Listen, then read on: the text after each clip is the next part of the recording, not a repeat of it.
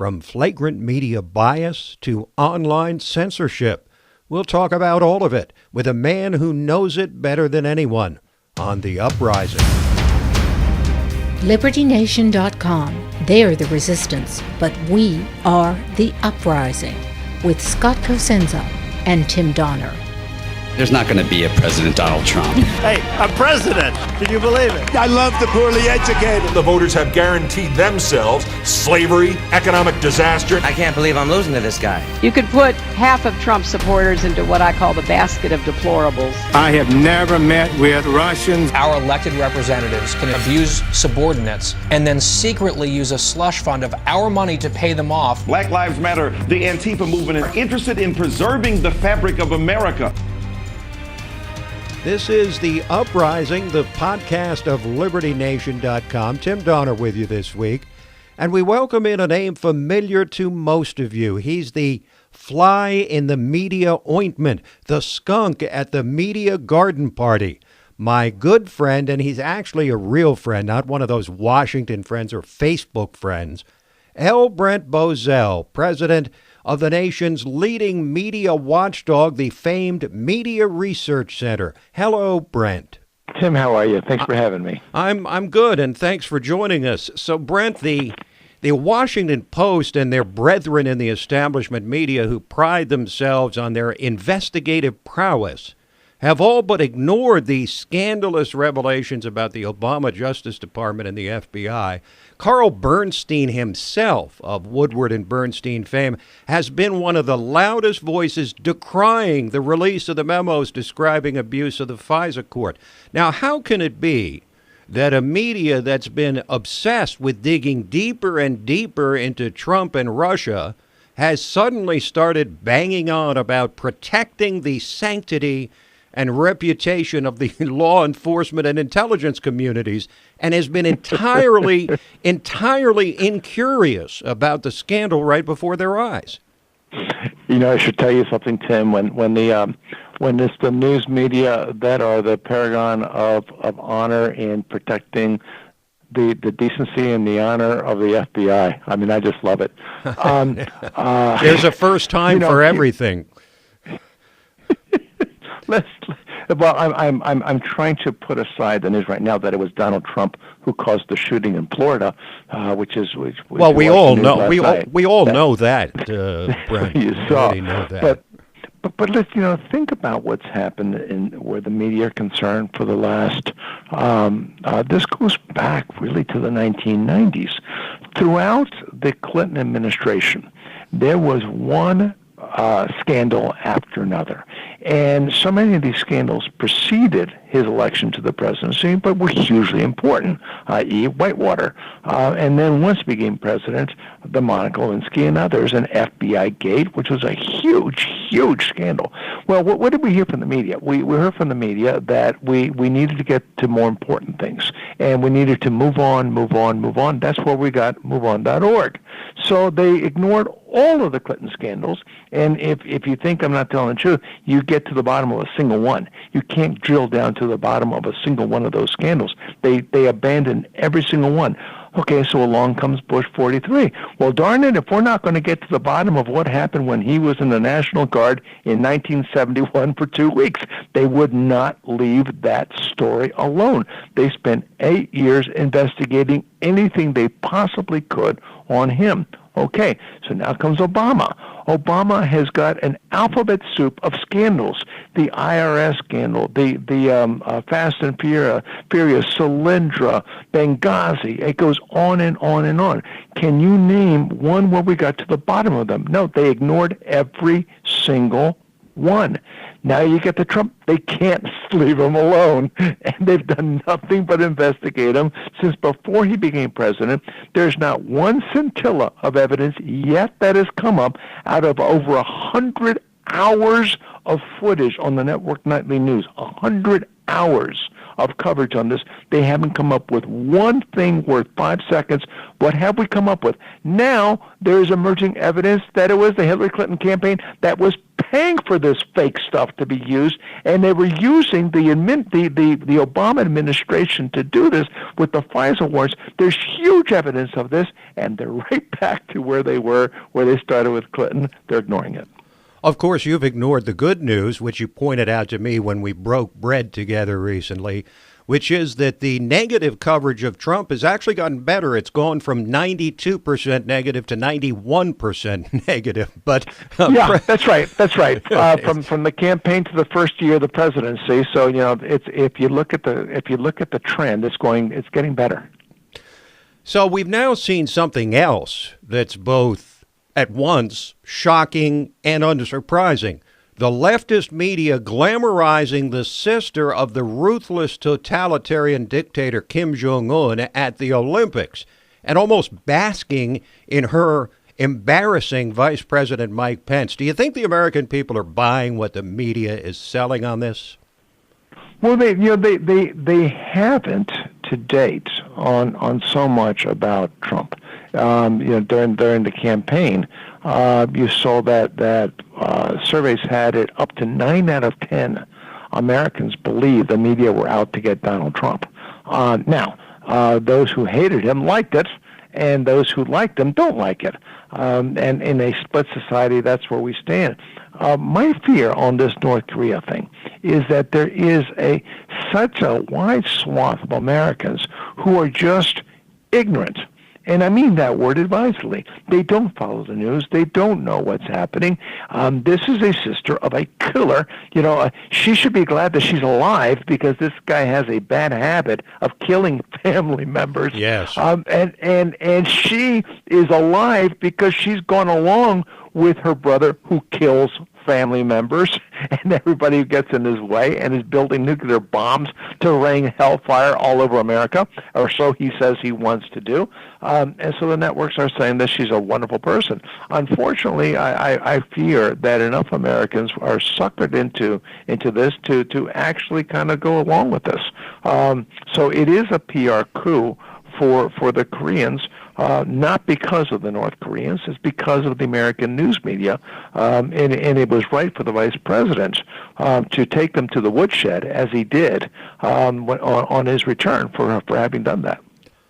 Now, President Trump has taken on the leftist media in a way that many conservatives have only dreamed about for years, calling them out repeatedly on their transparent bias. Now, has this just been sort of white noise to the public, or has it made a real impact on people's skepticism about the media? I think it's had a huge impact. Tim, for years and years, I would have Republicans call me and say, what can we do about the fact that the media are so vicious? We try to cut taxes for the American people, and they say we're pawns of the greedy rich. We try to cut the government, and they say we're going to starve people. What is it that can be done to help us? To which my answer was always the same thing. When are you going to stand up to them? When are you going to go toe-to-toe with them on national television, on live national television, and call them out for what it is they're doing? Well, the problem with most Republicans is they're afraid of their own shadows. They read the Washington Post, they listen to the CBS Evening News, and they determine two things. One is, I want to be liked by them, and the second one is, I don't want to be disliked by them, because it's out of fear of them. So they do nothing but kvetch about it. What did Donald Trump do? Donald Trump realized a couple of things. One is the problem they are, and two, the opportunity he had, given that the public can't stand the media either. So, you could say he was very calculated politically, but he has had great grounds to do this. He has called them out. And let me tell you, I've done this for 30 years. I've monitored the media. You've not seen what you've seen in the last 2 years, where they are actually inventing stories. And this Russian dossier story, they come out on a regular basis. All they need is for somebody in the White House to say, today Donald Trump said he was going to fire Jeff Sessions. Boom, story in the New York Times. Donald Trump is going to fire Jeff Sessions. You don't know if there's a lick of truth to that. You don't know if this person was even there, or if Donald Trump just said, "I gotta fire this guy," as an aside comment. But anything that can be used against them as "quote unquote" news appears in the Washington Post. That's fake news. When you do that kind of reporting, that's fake news. You know it's not news. You know that you grasp at a straw to go with the only purpose being to attack the president. You're not in the news business. You are an appendage of the Democratic Party. Now, you and the Media Research Center, Brent, are now beginning a new initiative to take on what you and many others, I might add, consider a clear and present danger in social media, the censorship of conservative voices. Describe the nature of the problem for us. Well, we don't know the full nature of the problem yet. What we do know is that increasingly conservatives are stating that across the spectrum of social media outlets, they're starting to get banned. Now, we don't know, sometimes a conservative will say that, and you look into it, and they really don't understand how the business model works. And sometimes they really don't have a good product. But there are documented examples of this happening. The most blatant one being Dennis Prager and Prager University. He delivers these 4 and 5 minute videos, highly intellectual, highly intelligent. These are lectures that could be given at Harvard. He's been banned by Google, and no one can quite understand why, except some left-wing group deemed him somehow a hate group for having done this. It's starting to percolate in YouTube. You're starting to see it on Twitter. You're starting to see it on Facebook. And what is emerging, Tim, is a form of censorship unlike the world has ever seen. Think about this. These are global media enterprises, and it's only a handful that control the vast swath of social media with billions of people on it. And now they are starting to make a determination of what is and isn't acceptable speech and who is allowed to speak. So when you start banning conservatives for doing things like supporting traditional marriage, you have got the kind of fascistic control of the media that the Nazis would love to have had, that the Soviets would have loved to have had. We've never in world history seen something like that. That's how potentially serious the problem is. So I do think it's a 5-alarm fire for conservatives. I do think that it needs to be investigated very thoroughly before we reach conclusions on this. But the early evidence is cause for great concern. Well, now you cite the Southern Poverty Law Center as largely responsible for the problem by labeling mainstream conservative organizations as hate groups, which then provides the pretext for these various leftist platforms like Google and Facebook to shut down conservative speech. Does the Southern Poverty Law Center really carry that much weight? They really do. The Southern Poverty Law Center is one of those darling media organizations. The ACLU is another darling media organization. So many environmental groups are darling media organizations, which is to say they can do no wrong. You'll never see them labeled as a liberal group. Think about that for a second. Every conservative group gets labeled as a conservative, as almost like a warning label, and I'm fine with that. I think we should be. But in equal measure, this should apply to the Democrats and to the liberals. Never does. These are seen as objective organizations. The another one is Planned Parenthood. The Southern Poverty Law Center is so powerful. It has $800 million in reserve funds. $800 million. It is a 64-ton gorilla. It has determined that it is going to decide who is and who isn't a hate group. If you're a Christian, you're a hate group. I mean, they really are the worst form of bigots. And they're dangerous, too.